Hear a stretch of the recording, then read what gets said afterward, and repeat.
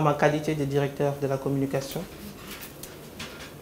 Et je voudrais abuser un peu de votre temps pour remercier tout d'abord M. Diabel Seck, PDG du groupe. Remercier Mme Fatou Seck, directrice générale du groupe. Ils n'ont ménagé aucun effort pour la préparation de cette cérémonie. Et ceci nous démontre encore à nouveau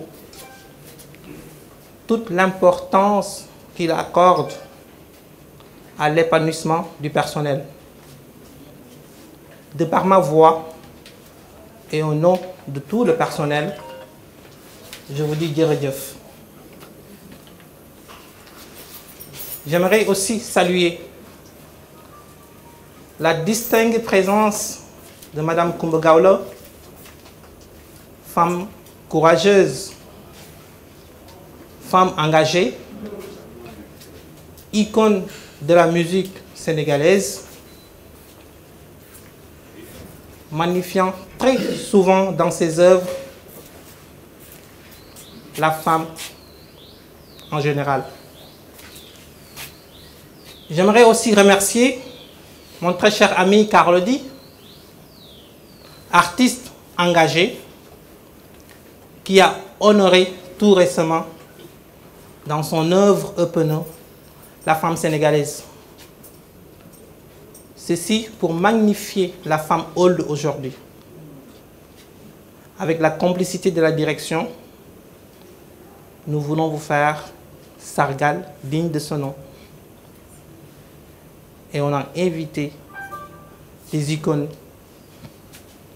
qui magnifient très souvent la femme et l'importance de la femme. Je vous demande de vous applaudir vous-même.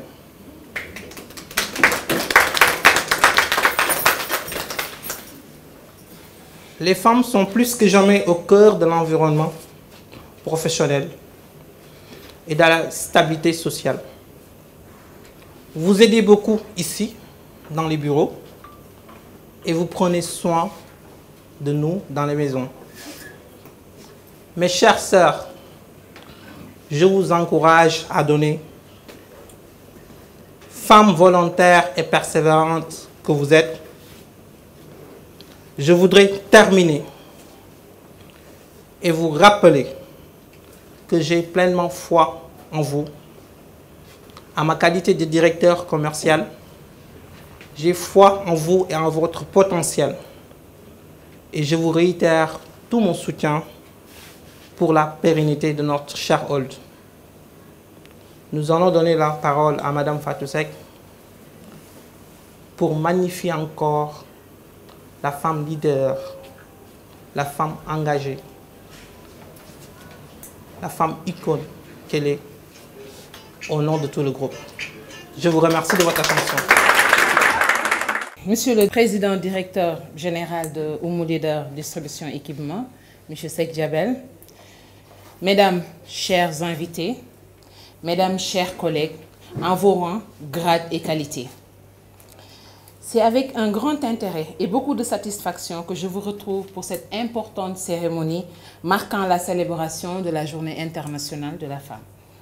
Je voudrais tout d'abord exprimer mes vives salutations à nos invités, en l'occurrence Mme Coumba Gawlo Seck, M. Carlodi, et à chacun d'entre vous, mes collaboratrices, pour votre précieuse collaboration et accompagnement perpétuel. À l'heure actuelle, l'égalité dans la valorisation des compétences est incontestablement au premier rang des priorités. Les grandes entreprises nationales et internationales au même titre que les organisations mondiales. Plus qu'une célébration, la Journée internationale de la femme s'inscrit dans le sillage de la mise en place d'initiatives fortes permettant d'insuffler un réel changement et rendant redevables les dirigeants de leur mission. La Journée internationale de la femme, c'est un événement où sont reconnues les réalisations des femmes, sans égard aux différences, qu'elles soient ethniques, qu'elles soient linguistiques, culturelles, économiques ou politiques. C'est une occasion de faire le point sur les luttes et les réalisations passées, mais surtout de préparer l'avenir et les opportunités qui attendent les futures générations de femmes. En cette édition 2020, le thème retenu par la communauté internationale est « Je suis de la génération égalité, levez-vous pour les droits des femmes ». Génération égalité, parce que l'objectif est de rassembler des personnes de tous sexes, âges, races, religions et pays, afin qu'elles mettent en place des actions qui permettront de réaliser un monde dans lequel règne l'égalité hommes-femmes, surtout dans le cadre professionnel. Au niveau national, le Sénégal, à travers la mise en place du plan Sénégal émergent, vit un tournant décisif en termes de réformes pour améliorer les conditions d'existence des populations et en particulier celles des femmes. Il s'agit là d'une question centrale et cruciale pour la reconstitution de notre tissu social et économique. Oui, génération égalité.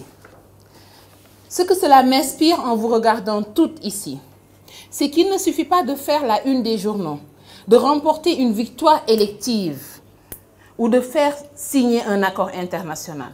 Notre manière de parler, notre manière de penser, d'agir au quotidien peut être la source de changements positifs qui profiteront à tous. C'est grâce à nos actions quotidiennes que nous œuvrons ensemble pour l'égalité en faveur des femmes cette fois-ci. Chers invités, chers collègues, du fait de cette journée symbolique, aujourd'hui plus que jamais, lisons au-delà des lignes. Surmontons ensemble les obstacles, déplaçons des montagnes pour relever les défis qui s'imposent à nous. Oui, incarnons le leadership qui nous habite. Ce leadership peut être illustré à travers la prise d'initiatives pertinentes, l'entrepreneuriat féminin, la gestion axée sur les résultats ou encore le management optimal des performances, qui doit constituer pour nous plus qu'un leitmotiv. Ce leadership, nous devons en faire une feuille de route pour gravir les marches du succès. En cette journée de la femme, je vous exhorte à allier compétitivité et solidarité, maintenir les échanges, l'apprentissage mutuel et l'ouverture d'esprit, à avoir des objectifs plus grands que nos capacités actuelles et nous forcer de les atteindre, à reconnaître que chaque membre de la famille Old peut contribuer de manière significative à la réussite commune, à être une entreprise qui met en exerce le potentiel des femmes. Et enfin, à transformer notre dynamisme interne pour veiller à ce que toutes les voix soient valorisées. À l'occasion de cette journée et conformément à sa vision d'une approche genre innovante sur fond de responsabilité sociétale, Old invite tous les décideurs à encourager les jeunes filles d'aujourd'hui, femmes de demain, afin qu'elles libèrent leur potentiel et faire preuve de leadership au sein de leur communauté, dans les classes, les terrains culturels, sportifs et dans des entreprises. Chers collègues, chers invités, l'heure n'est plus à l'idéalisme, mais à l'action réfléchie et constructive. Le monde meilleur auquel nous aspirons, soit nous comptions d'en rêver, soit nous décidons de le bâtir. Retenons, les actions, aussi petites soient-elles, peuvent avoir des effets importants. Bonne fête de la femme à toutes et rendez-vous au sommet. On y sera. Beau message pour les femmes. Félicitations. Félicitations. Bravo. J'avais l'habitude de vous parler avec le cœur. Mais rentrée chez moi, je me disais tout le temps qu'il y avait des notions que j'aurais pu partager davantage. C'est pour cela que j'ai mis sur un bout de papier. Mais je vous parle toujours avec le cœur.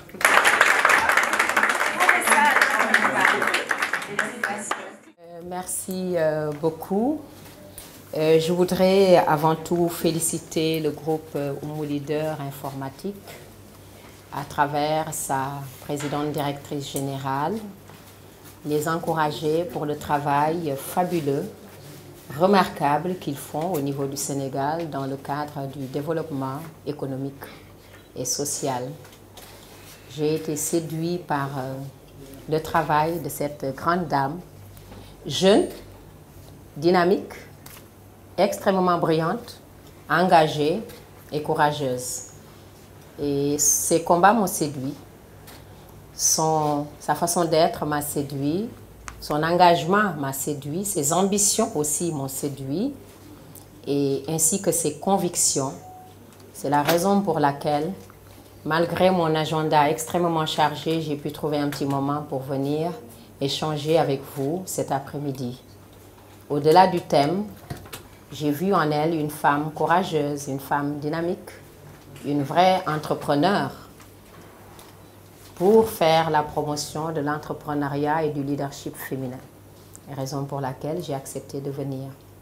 J'ai saisi aussi cette opportunité pour saluer son époux, mon frère, parce que comme vous le savez, quand une femme arrive à faire bouger les lignes, surtout quand c'est une femme mariée, c'est parce que réellement il y a un homme qui l'assiste, qui l'épaule et qui la soutient. Merci mon frère pour cela et que Dieu veille sur vous deux. J'ai été séduit quand je suis entrée ici par ce bâtiment, par le complexe, par le travail qu'elle a fait. Et comme vous le savez, et que comme vous pouvez aussi l'imaginer, je suis une personne qui croit beaucoup aux femmes de combat. Aux femmes de combat, aux femmes de conviction. Et il est clair que pour arriver à faire ce que j'ai vu ici, il est clair qu'elle n'a pas beaucoup dormi. Et pour cela, je voudrais encore une fois lui réitérer toutes mes félicitations et mes encouragements. Et je voudrais aussi saisir cette opportunité pour vous remercier de m'avoir fait l'honneur d'être la présidente de cette cérémonie. Je m'en réjouis beaucoup, je m'en réjouis pour plusieurs raisons. D'abord parce que cette cérémonie se passe dans le cadre d'une journée importante pour les femmes. Mais vous savez, en femme engagée, je n'aime pas parler du 8 mars pour dire que c'est la journée importante pour les femmes. Pour moi, tous les jours sont très importants pour les femmes. Parce que chaque jour, les femmes donnent la vie. Chaque jour, les femmes sont dans les champs. Chaque jour, les femmes sont dans les rivières. Chaque jour, les femmes marchent des kilomètres et des kilomètres pour faire vivre leur progéniture. Et chaque jour, les femmes prouvent leur courage. Et chaque jour, les femmes prouvent qu'elles peuvent y arriver et qu'elles arrivent à faire mieux que les hommes. Là où nous sommes aujourd'hui en est un exemple. Parce que c'est une femme qui est à la tête, qui a pu pousser et faire pousser les choses. Et pour cela, je me réjouis beaucoup. Et je me réjouis d'autant plus que j'ai pu voir ici qu'il y a une grande majorité de femmes. Que dans cette entreprise, il y a une majorité de femmes. Veuillez m'excuser, messieurs. Je ne suis pas en train de... Voilà, je ne suis pas contre vous, bien au contraire. Mais c'est parce que je crois aux femmes. Je crois en leur engagement, à leur dynamisme, à leur volonté, à leur bravoure. Et ce n'est pas pour faire plaisir que je le dis, ni non plus parce que je suis une femme, mais c'est une réalité. Et les enquêtes et les sondages l'ont régulièrement prouvé.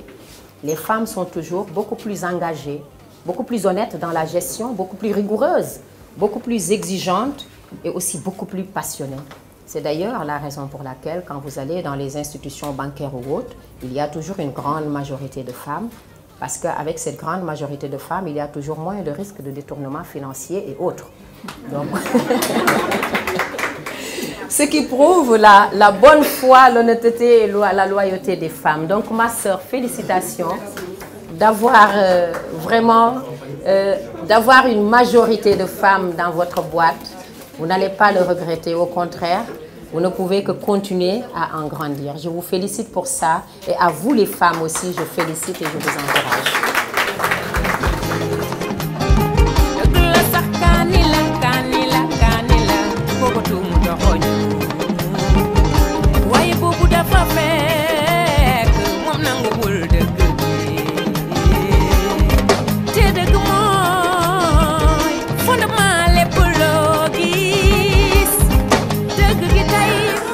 Continuez la chanson.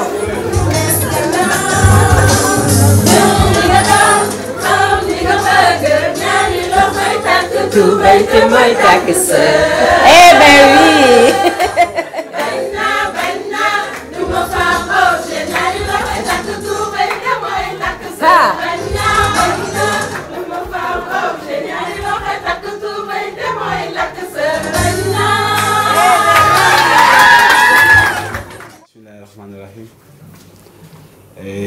maa ngi njëkk a sargal sama soxna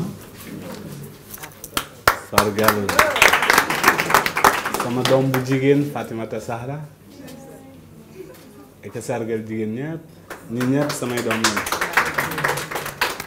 di sargal soxna Kumba Gawlo mais góor ñi laay mujj sargal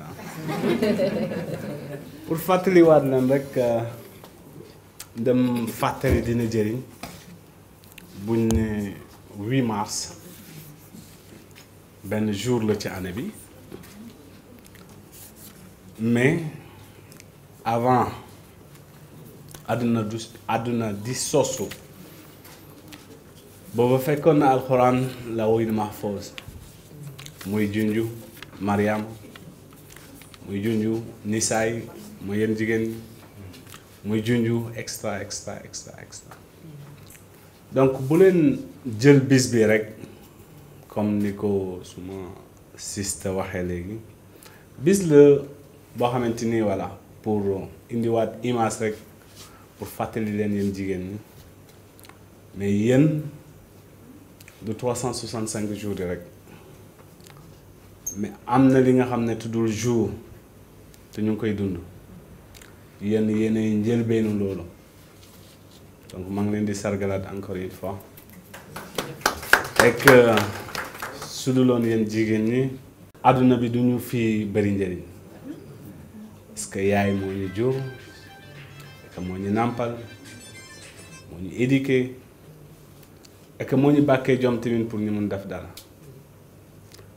mais ci njëlbeenu cosaanu loolu bu ñu fàttalee ko ci li ñu téere yi indi suñu borom bi mu bindee Adams dafa jël ci côté gauche am bind fa Awa loolu mooy faiblesse bi nekk ci ñun envers vous alors gab boobu ba pencum yàlla toujours dañ koy am ci yéen man turu kër gi dama koy sos fekkoon na ma junjoon sargalee yéen jigéen ñi et que dama nekkee ci bopp kër gi ba avant 2008 2009 la cédé session société bi à ma femme et ma fille et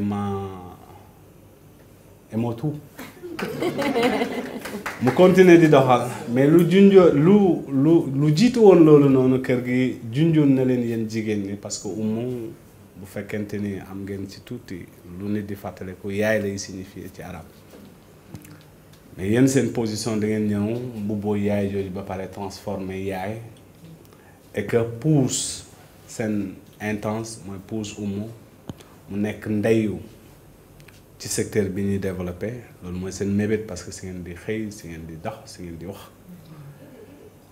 mais nag pour fàttaliwaat leen parce que nit laajoon na ma ne ma voilà kañ ngeen di passé holding say ambition 5 ans ci ginnaaw ma ne ko 2019 lay transformé hold yàlla fekkee maye ak taal 2019 boobu noonu loolu transformé réalité sargal naa leen seen bis bi et que junju leen 2025 dama bëgg a nekk numéro 1 Afrique.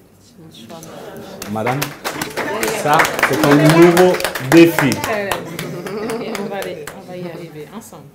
Donc je dis pas numéro 1 Sénégal mais en Afrique 2025 et que 2035 ci ñi gën a influence ci àdduna bi loolu la ñu.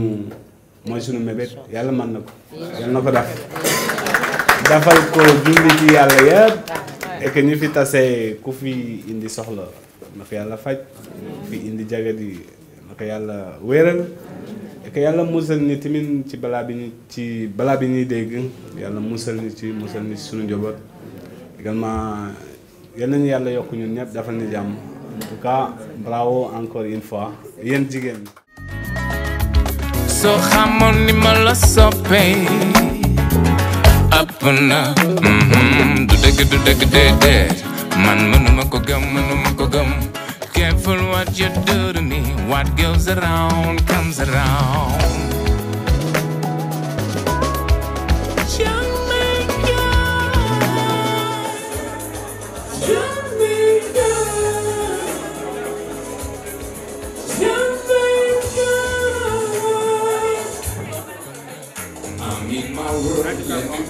The truth I can't for the words. My word is bold. Do you know who you talking to? Hello, I'm Mr. Fatala, Fatala, Mr. Fatala. I'm Mr. Fatala, Fatala, Mr. Fatala. So I'm on the middle of the day. So I'm on the middle of something. Up and up.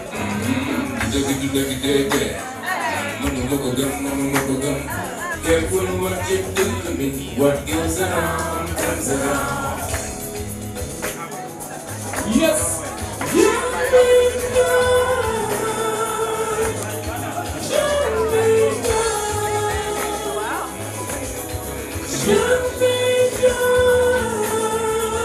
Up and up.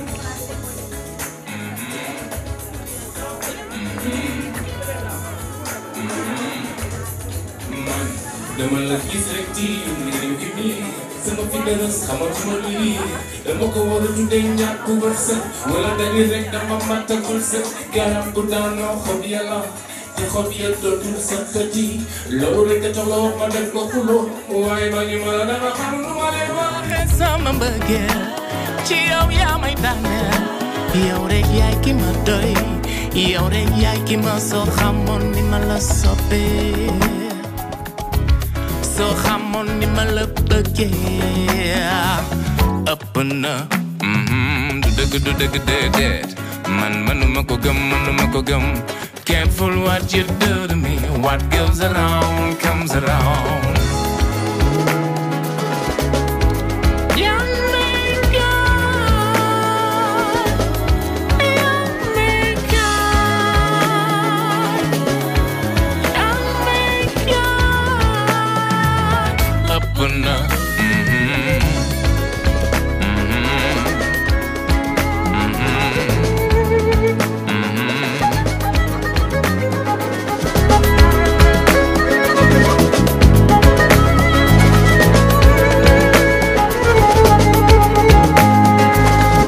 bëgg gën a baax ñi xale yi ma bëgg gën a jekk ñi man ñi ma bëgg gën a taaru ñi xale yi ma bëgg gën a yaru ñi xoolal ndey Xadi ñang rek mu pellal ba matt sër ba ñu géewal ko baaral ko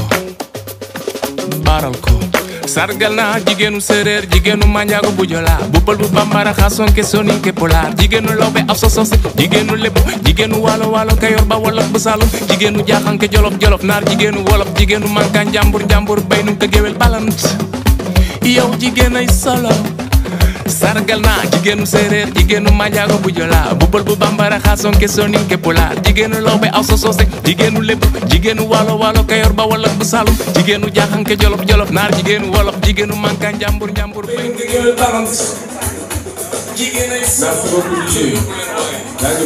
Thank you. Merci beaucoup. Jigéenu waalo waalo kayor ba wolof bu saalum jigéenu jaaxanke jolof jolof naar jigéenu wolof jigéenu manka njambur njambur bay nu ko géwél balant yow jigéen ay solo sargal naa jigéenu séeréer jigéenu manjaago bu jola bu pël bu bambara xasonke soninke pulaar jigéenu lawbe aw sosose jigéenu lépp jigéenu waalo waalo kayor ba wolof bu saalum jigéenu jaaxanke jolof jolof naar jigéenu wolof jigéenu manka njambur njambur bay nu ko géwél balant jigéen ay solo coo yóbbu leen waaye